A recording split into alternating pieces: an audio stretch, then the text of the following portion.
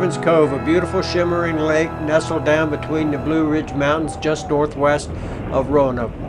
Once a valley divided by a stream, it was dammed up to make a water reservoir. Before then, it was known as Happy Valley by those who lived there. I believe it must have been just as beautiful at one time, with its farms, small town, and a river coursing down through the middle of it. From the country store on Saturday night, I bet the sound of fiddles and singing could be heard. With all the children going to school there together, they must have married into each other's families until the whole valley became more like one family than community. From higher up on the valley slopes, I'm sure could be heard the sound of hymns from Alum Cove Baptist Church. It's not hard for me to picture Shepard and Sarah sitting on the front porch in their later years, listening to the sound of music wafting up across the meadows in the late evening. With land enough to work and support the family, and children to help with the chores, I suspect that Shepard and Sarah must have had a sweet life in their later years. A path to the cemetery laid out in international orange spray paint.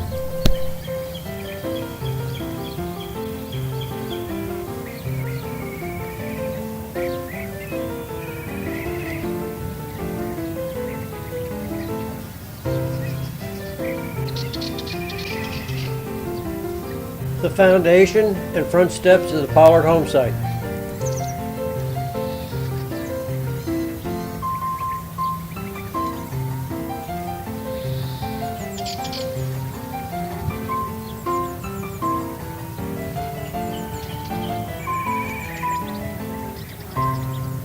This hole in the ground is where Shepard and Sarah are buried.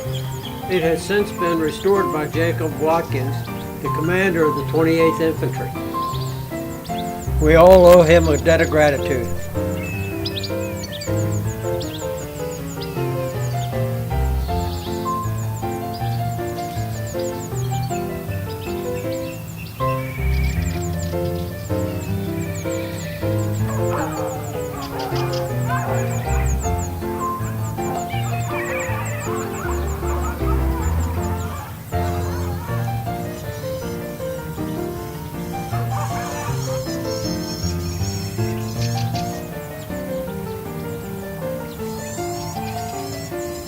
All here are descendants of Shepard and Henrietta Pollard and Shepard and Sarah Pollard.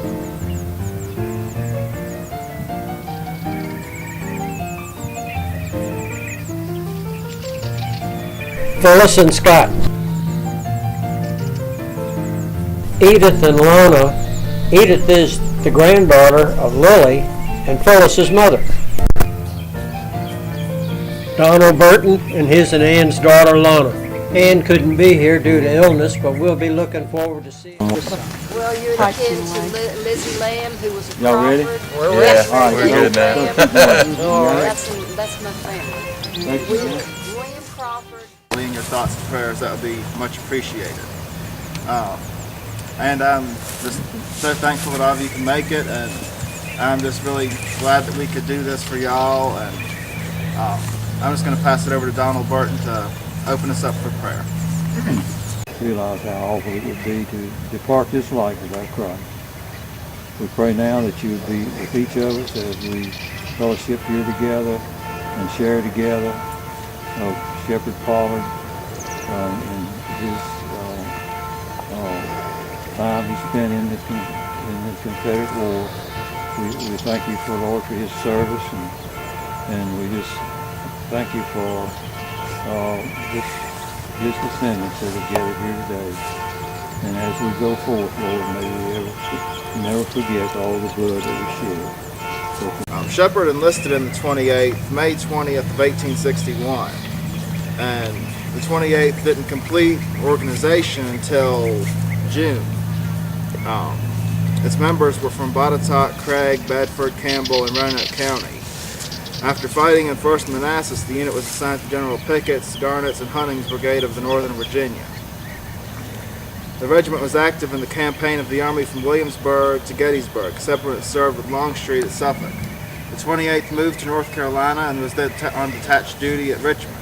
It fought at Cold Harbor, the Petersburg trenches, and was engaged in various conflicts around Appomattox. Those who know about Shepard know that he was wounded at Cold Harbor in his left arm, and that wound was pretty crippling to him as it affected him the rest of his life. It was so common back then for, a simple wound by today's standards to just cripple a man to the point of not be able to not move back then. Something else that I'd just like to mention was the flag of the 28th Virginia. At Gettysburg, the flag was captured by Yankee Marshal Sherman, pardon me. So he took it back to Minnesota with him. And under a congressional act in 1905, that ordered the return of all flags captured in battle back to their original states. But Minnesota refused, saying that only applied to flags in the War Department's possession.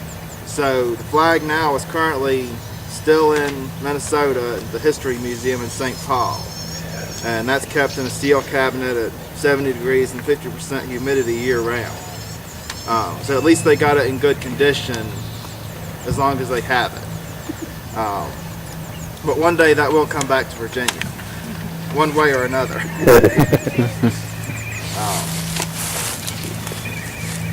Right now, I'd just like to let Paul Ergler tell a little bit more about Shepard.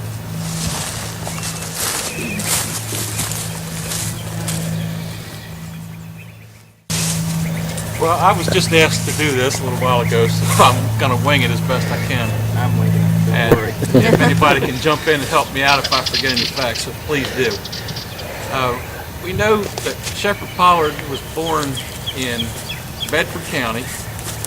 He was the son of Lucy Pollard and Shepard Woodford.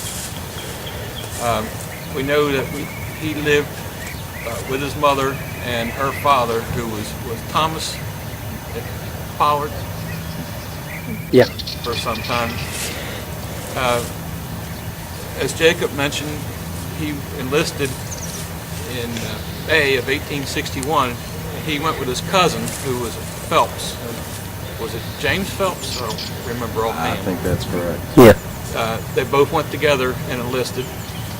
And James was killed I believe he was wounded first in Seven Pines. Right. And then he was killed during Pickett's charge at Gettysburg. When Shepard was wounded, of course, in the left elbow at the Battle of Cold Harbor outside of Richmond in November of 1864. And I think it's amazing that he could have run a farm. Apparently his whole arm was paralyzed. I think it's amazing that he could run his whole farm one-handed. That says a lot about his constitution. He lived here apparently until he died in 1904 with his third wife, Sarah Smith, I believe was her name, Smith. His first wife is the one who I'm descended from, was Henrietta Parker. And that Parker family goes back to the earliest known record, I believe, was 1618 in the settlement off the James River, which is across from Jamestown. So that family's been in this country for a long, long time. That's pretty much all I can remember off the top of my head. I do have my computer here with me today, and I've got an awful lot of the family genealogy on that computer. I think, Scott, you want to talk about a little bit about the genealogy part? I was thinking about it last night, and just before, when my father, Doug Pollard, and I started with the genealogy, we didn't really have a lot to go on other than what Paul's mother Dot had told us, and we were able to come up here to Roanoke, and we did find the letter over at the Roanoke Library, and that's what got us in touch with Donald. And then he was able to. When I called him, I just looked up his name in the phone book and found him, and called him, and he brought us up here to the house. And my dad and I were actually just hoping to find out a little bit of information, and we were kind of beside ourselves after the day was over, when we'd actually been up here and saw where the grave was and where the house was and everything. And so that was a great thing, and just realize, that even from all that over 100 years ago, and yet from the grave, in a sense, he's still been able to enrich our lives. So it's been just a great thing. We greatly appreciate all of you helping put this together and everything. It's really a great blessing. Thank you. So, all you relatives and descendants, please don't leave until we get your contact information. And I'd be willing to share the entire family tree that I've assembled, which actually goes back to about the year 160. I mentioned James Phelps, his cousin. His mother's side, Phelps, goes back to King Henry VII. And a lot of that genealogy is pretty well documented through European royalty. So please make sure that I get your contact information before you leave. Thank you. Thank you, Paul. Like Paul said, y'all have a very... Right now, I'm just going to talk a little bit more about Shepard's war service. Like I said, Shepard enlisted very early in the war, just May 20th, 1861, and it was a cause that he believed in. It wasn't about slavery, it wasn't about anything else. When you go back to the root of it, it's about states' rights. Shepard wanted Virginia to be free, like his ancestors before him had wanted. The term patriotism is a love of home. The man who does not reverence his birthplace dishonors the franchise of a free man, and he is an alien of the land of liberty. So Shepard was a patriot for his land, and the fact that he served for 4 years, he had to be crippled to be removed from service. That shows his dedication to his cause, and I think he would be very honored today that we are here honoring him, and he has got a headstone and he is recognized today. This cemetery is now recognized by the Department of Historical Resources as a cemetery. So it's no longer a hole in the ground. This is here to stay now. Plus that stone is in 160 pounds of concrete, so it ain't going anywhere. Just had to throw that one in here. Right now I'm going to let the commander of our Help Garley McCausland MOSB chapter speak for just a second about this. The MOSB is it's like a brother organization to the Sons of Confederate Veterans. It was formed by the Confederate Officers Corps in 1938, and Shepard was the first lieutenant, so you are eligible for membership for that now. So I'm just going to let him speak for just a second. Would you like the PVC pipe? On behalf of the Confederate Officer Corps, I bring you greetings. As a member of the Military Order of Stars and Bars, I commend the 28th Virginia Infantry for honoring one of our own. They say, as long as your name is spoken, you are not dead, but live in the hearts of all that hear it. So I will now speak his name. First Lieutenant Shepard Pollard, Company E, 28th Virginia. Thank you.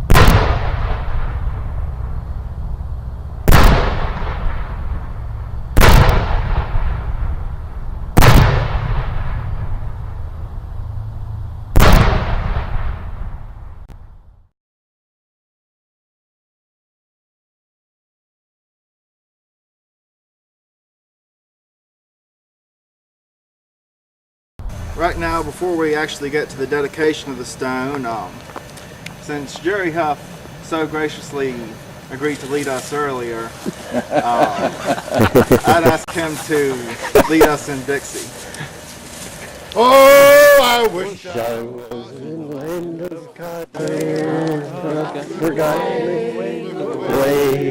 look away, Dixieland. In Dixie, where I was Sunday morning. Look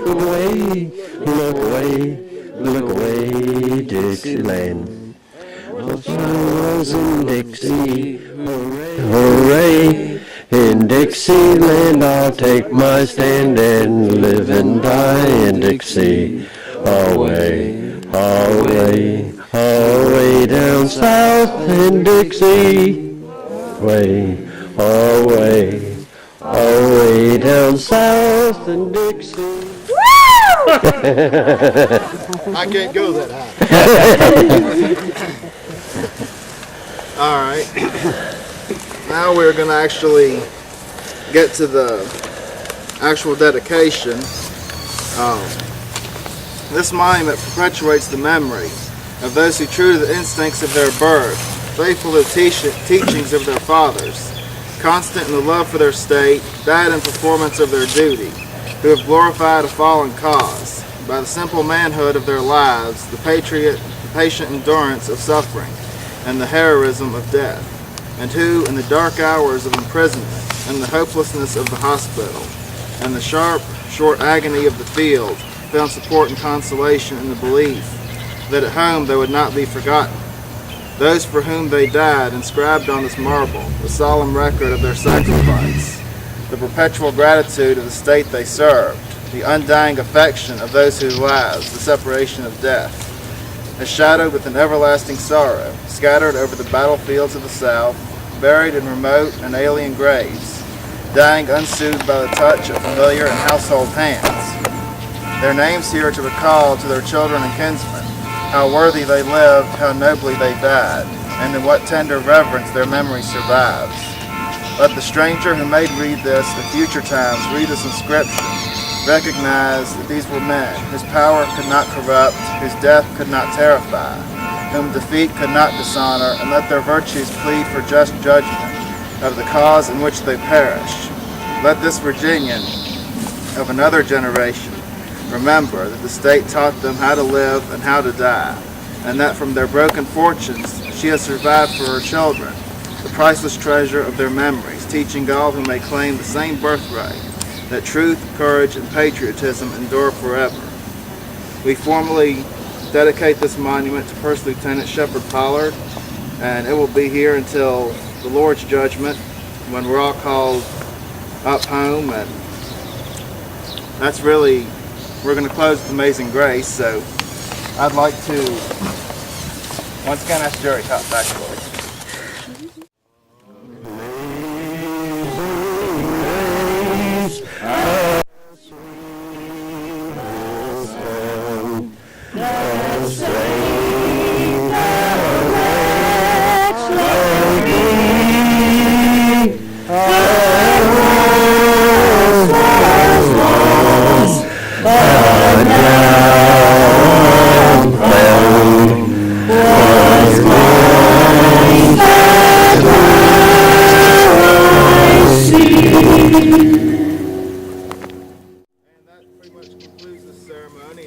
I'm sorry to kind of cut it short here.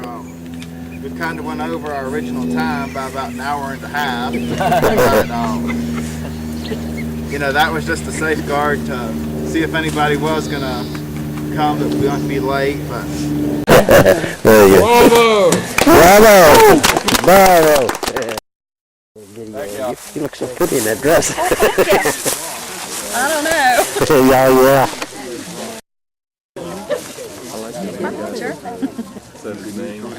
I'm Lana. L-O-N-N-A. Good chill down my spine. Very good.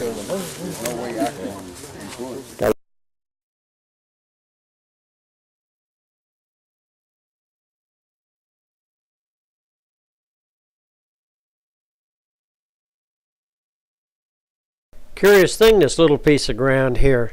There's sticks sticking in the ground that mark off what is thought to be graves. Some of the fellows went over it with a dowsing rod, feeling like there were 6 graves there, and then Doug went over it with his metal detector and confirmed that there was certainly something there. We found out that it was covered with sheet metal, and Jacob says that many graves were covered with sheet metal to keep the animals out of them. But on the other hand, it would have had to have been done about 135 years ago if they were graves of previous owners of the land, or they would have had to have been covered up sometime early in this century to have lasted this long. I don't know. It's kind of strange.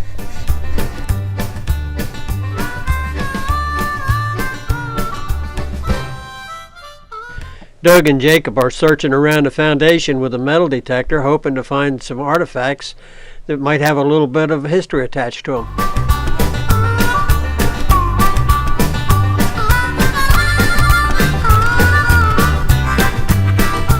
Shepard's young life was deeply marred by the loss of 2 wives and 2 children and the death of many friends during the war. He himself was severely wounded in the army. In this little cemetery lies Shepard Pollard, and beside him his 3rd wife, Sarah Smith Pollard. Shepard's first wife, Henrietta, who is my great-grandmother, is buried in Roanoke County along with Shepard's 2nd wife, Elizabeth, and Shepard's mother, Lucy, and the child, Rachel, who died in 1865, is buried there as well. In 1859, Shepard and Henrietta's 3rd son, Caleb, died and was buried in Bedford County at his grandparents' home. In Fincastle stands a monument to Shepard's comrades who died in battles all over Virginia, Maryland, and Pennsylvania.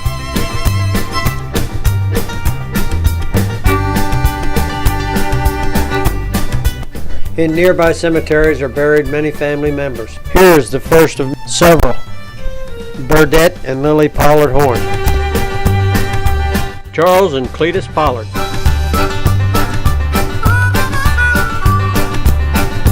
Emma Pollard Crush,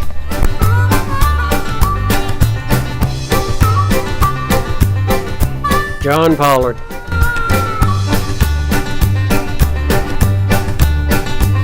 Wade Hampton Pollard,